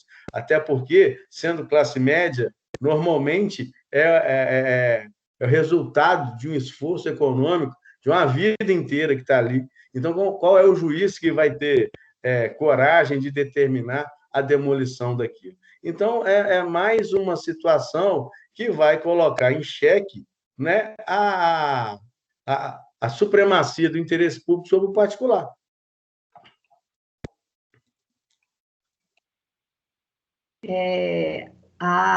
O Helder Afonso quer fazer uma pergunta, só vou transmitir antes aqui o comentário do Fajardo. O Fajardo lembra aí do documento do Instituto Brasileiro de Direito Urbanístico, né? Um documento assinado aí pelo CAU, pelo IAB, pela Federação Nacional dos Arquitetos, que sacaram da inconstitucionalidade, a ilegalidade dessa normativa, né? E exerceu a sua pressão aí, e parabéns aí às entidades, né? Que cumpriram aí seu papel na defesa aí, né? O Fábio, também, o arquiteto Figueira, essa resolução é outra letra morta, como a lei de registro de imóveis sem habites em ZEIS. Não tenho conhecimento de aplicabilidade em qualquer lugar. Quer fazer algum comentário, professor Riane, a respeito aqui da fala do Fábio? Ele fala da lei de registro. Na verdade, a questão da lei de registro público, eu não conheço a efetividade dela. Eu não posso falar se ela pegou ou não pegou no linguajar que o brasileiro usa, né? Essa questão da resolução, eu vou falar assim, graças a Deus que ela não pegou e espero que ela seja letra morta pro resto da vida, né? Até porque, além dela ser inconstitucional, ela é ilegítima. Ela foi algo construído num escritório, num gabinete, sem a participação da sociedade civil. Isso não tem nenhum grau de legitimidade.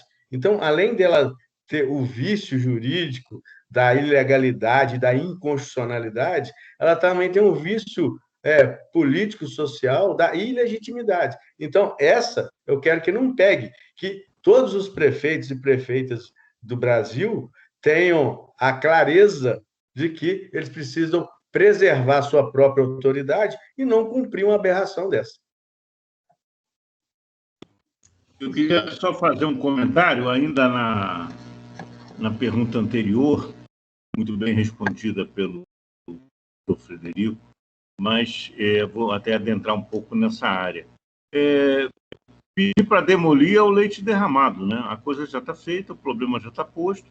E é claro que aí eu não sou advogado, mas é muito mais difícil convencer o juiz uma situação de fato que pode ser ainda pior essa demolição, pode trazer impactos, ou pelo menos o juízo pode avaliar de que aquela proposição de demolir vai ser pior ainda. Então ele não demole, fica o vício, porque a avaliação do juízo pode ser essa.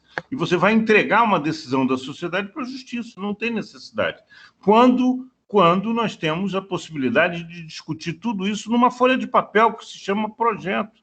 E é muito barato você alterar um projeto do que alterar uma obra, do que demolir uma edificação pronta, né? Então, para isso existe, desde o Renascimento, essa ideia de você projetar, como eu falei aqui no início, é pensar no futuro, é desenhar aquele edifício, como vai ser aquela praça. E aí nós podemos discutir. Eu vi um vídeo muito interessante de um grupo de arquitetos italianos discutindo numa pequena vila a construção da praça da cidade. Fizeram uma maquete, todos podiam discutir e debater aquela maquete como queriam a praça, né? Então, isso é importante.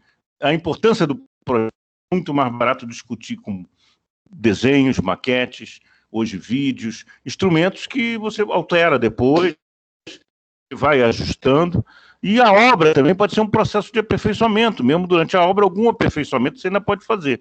Depois que está pronto, é o leite derramado. Aí é o prejuízo social muito grande, muito grave e complexo, né? Você vê que os edifícios restantes do museu, a prefeitura... Olha, e matou gente. O prédio do lado também tinha sido construído pela milícia, uma prefeitura para demolir o resto. Não é simples. E nem o juiz pode dar essa demolição assim tão rápido, como o professor Frederico fala. Pode ser uma poupança da vida inteira de uma família, ele tem que ponderar muito bem isso. Então, o projeto é o instrumento, o planejamento é o instrumento, né? Que tem possibilidade de ajuste antes de acontecer a obra. Era isso. Muito bom, Jerônimo. Helder, eu vou abrir a palavra aqui para o Helder.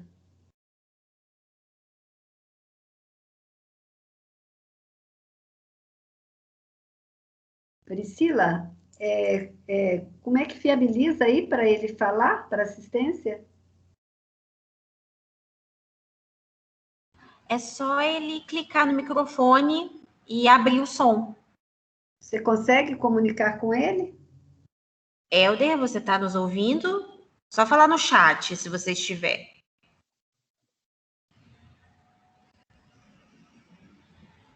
Pode falar, você não está com o mudo habilitado. Eu só quero registrar, gente, que está encerradas as perguntas, ok? A gente tem mais uma aqui, depois do Helder falar.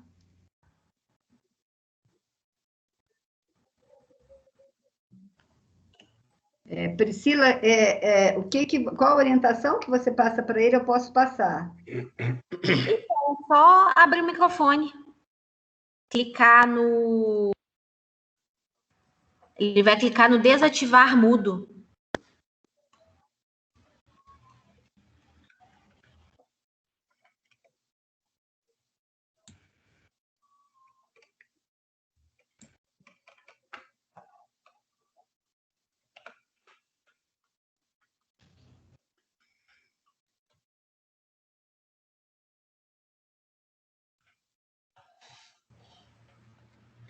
Eu passei aqui da sala. Vamos vou passar aqui a pergunta da Alice. Um ponto importante de ser levantado é que para que a resolução seja aplicada, também seria necessário que os municípios aceitassem uma regulamentação para definir o enquadramento das atividades segundo os níveis de impacto. Muitas vezes, a atividade é de pequeno porte, mas causa um alto impacto, e existe atividade de grande e médio porte que causam baixo impacto. Qual o tipo de impacto? Qual a gravidade do impacto? E o wave, como fica? Ótima colocação da Alice. Eu concordo com toda a parte final dela, só que, com relação à parte inicial, a pretensão da resolução é tão grande, que ela, nos anexos, ela já fala o que é alto e baixo impacto, entendeu? Lá nos anexos, tem vários anexos da resolução, ela, ela tem a pretensão de falar isso por 5.870 municípios, né? Não é isso que a gente tinha? 5.870 municípios no Brasil, ela tem essa pretensão, né? Obviamente que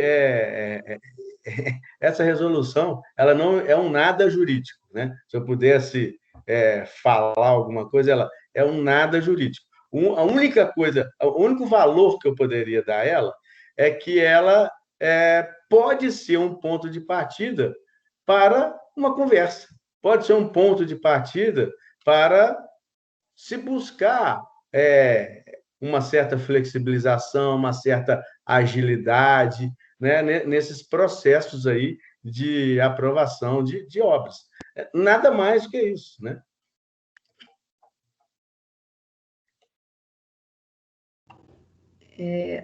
O Helder está com alguma dificuldade, mas ele quis registrar aqui que parabenizar os debatedores pelo nível do debate, pela contribuição.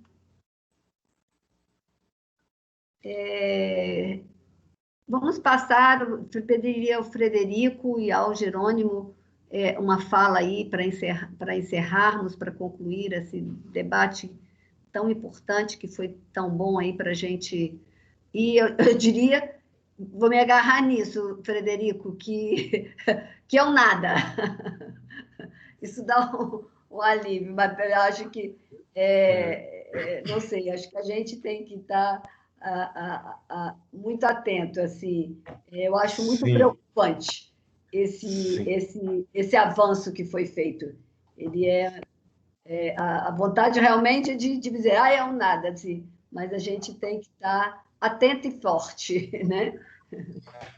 Eu acho que realmente a gente tem que estar atento, porque se nós não tivermos atentos e fortes, a gente começa a achar que essas ações autoritárias, travestidas de jurídicas, são o normal. E isso não pode ser. E aí, quando a gente se der conta, já não há mais como retroceder. Então, a gente precisa mesmo estar muito atento e a gente tem que ser muito forte para a gente se contrapor a essas questões, né? Nós vimos no Estado brasileiro um processo em que as construções do Estado elas tinham uma maior participação social. As construções do Estado elas respeitavam o princípio da democracia participativa, e não só a democracia formal de ir às eleições e votar, escolher alguém, mas a democracia que nos garante o direito de participar do cotidiano da gestão, do dia a dia da gestão. E, de repente, isso nos foi furtado. Então, a gente tem que estar muito atento, eu concordo plenamente com você, Fabio. A sua colocação foi muito precisa. A gente tem que estar muito atento e a gente tem que estar muito forte para a gente se contrapor a essas questões. O que não quer dizer que a gente não tenha que estar atento à evolução que a gente precisa fazer na administração pública, né? Os aperfeiçoamentos que a gente precisa fazer. No dia que a gente parar, é sinal que a gente está retrocedendo, porque o mundo anda, o mundo corre, e a gente precisa implementar novos padrões de gestão, a gente precisa ter referências de governança, não essa governança típica da iniciativa privada, mas aquela que atenta e busca a satisfação do interesse público primário, que eu falo, a gente tem que saber fazer a distinção entre interesse público primário e secundário. O interesse público primário é o interesse da coletividade. O interesse secundário é o mero interesse patrimonial do Estado. Quando eu estou falando do interesse da coletividade, o interesse público, eu não estou falando do interesse patrimonial do Estado, eu estou falando do interesse da sociedade, da coletividade. E aí o Estado precisa se encorpar. Se a gente quer cada vez mais espaço para a iniciativa privada, cada vez mais o Estado tem que ser mais forte ainda, para que a iniciativa privada não corrompa toda a sociedade, né? Porque há várias formas de se corromper a sociedade. E aí, para que a gente tenha uma iniciativa privada que atente a esse interesse coletivo, esse interesse primário, a gente tem que ter um Estado muito forte, né? Então, assim, essa é uma reflexão final, mas eu queria muito agradecer a você, ao Jerônimo, ao Paulo, as pessoas que intervieram aqui e fizeram alguns comentários, que me possibilitou falar um pouco, né? Eu tenho um jeito, às vezes, meio italianão de falar, então, às vezes, eu me exalto, mas eu espero que eu tenha contribuído aí para a reflexão de todo mundo com relação a essa situação dessa resolução, que, de certa forma, resume um pouco a forma de agir do nosso governo federal atual. Bom, eu quero mais uma vez agradecer aqui o chamado do Paulo Gravchevski e essa noite que podemos compartilhar esse debate aqui com o professor Frederico, com a Fabiana e todos os colegas que formularam algumas questões, algumas perguntas. É sempre importante a gente refletir, debater, e a gente consegue enxergar um pouco mais. Eu acho que essa resolução foi uma resolução realmente que parece ser um misto de incompetência e má-fé. Não sei em que medida é outra, o que predomina mais aí, mas, pelo jeito, não vai dar certo, pelo menos isso. A gente pode ficar tranquilo com essa resolução, ela não tem como prosperar. Foi muito mal preparada, realmente, né? E é a situação que a gente enxerga hoje do governo federal, incompetência e má-fé. As duas coisas que se misturam, né? Até para isso fazem muito mal feita. Agora, resta o que a gente pode aproveitar dessa noite é esse debate. Então, vamos com uma forma de licenciamento mais ágil para os projetos na prefeitura? Vamos propor soluções para que isso funcione melhor. Por que não funciona bem? É um outro debate. E um outro debate que eu acho que se coloca também, muito importante, é esse das atividades, que essa resolução pode melhorar, mas não consegue. E atividades econômicas estão mudando muito rapidamente. Aqui no Rio de Janeiro, uma quantidade imensa de salas comerciais estão vazias no centro do Rio. E não há possibilidade delas serem alugadas, ocupadas. Os escritórios as pessoas estão trabalhando em casa e não vão voltar a alugar salas, ou vão alugar muito menos metros quadrados. E aí os arquitetos, advogados, está todo mundo no computador em casa, em outra situação. Não vai se desfazer isso totalmente mais. Então, essa oferta de imóveis no centro e uma cidade vazia é um problema sério. Aí o que se pensa é a habitação no centro do Rio de Janeiro, que, por incrível que pareça, é muito difícil, diferente de outras cidades brasileiras, você ter habitação. Então, é isso que nós temos que discutir. Novos zoneamentos urbanos, novas atividades econômicas, formas mais ágeis de desenvolvimento. E são discussões, né? Eu, por exemplo, não posso contribuir com uma discussão de fora.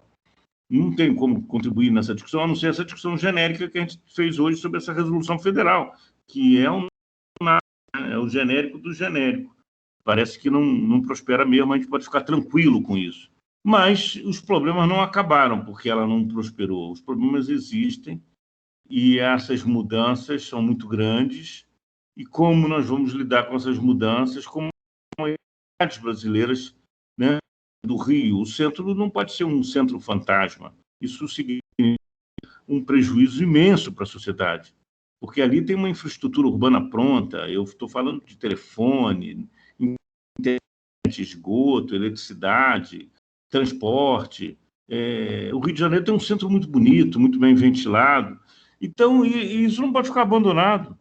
Isso tem que ser aperfeiçoado para novos usos, como, por exemplo, a habitação.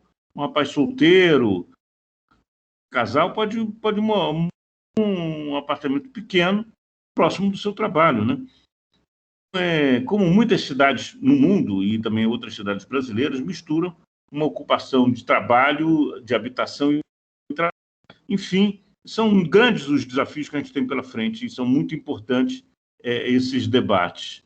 eu acho que essa ideia de atividades econômicas é muito importante a gente debater todas as profissões, todos os segmentos sociais. Então, o núcleo de arquitetos do Instituto de Arquitetos do Brasil, Departamento de Minas Gerais, e agradeço a todos aí que acompanharam até essa hora o nosso debate. Obrigado. Nós que agradecemos, Jerônimo, agradecemos, Frederico, foi muito bom, muito rico, e que a gente espera que a gente, de fato, volte aqui mais vezes para debatermos, e temos muitos assuntos, como o Jerônimo está destacando, e muitos desafios, né? Tem um novo modo de vida a ser desenhado, que cidade vai ser essa, né? Que espaços de convivência, né? São esses desafios postos aí. Nós, da parte lá na condição de secretária, que a gente possa estar vindo aqui para discutir a revisão da legislação, o aperfeiçoamento desses instrumentos para a gente avançar aí na qualidade urbana, enfrentar esses desafios, né, da implementação da função social da cidade, da propriedade urbana, né? Colocando aqui, né, a prefeitura essa semana implantou um serviço de protocolo digital que pretendemos que seja o início de um processo aí de informatização e no sentido de tornarmos as nossas comunicações internas e externas mais ágeis, né? E eu, mais uma vez, agradecendo a todos que estiveram conosco até agora, passo a palavra aí ao Paulo. Uma boa noite a todos.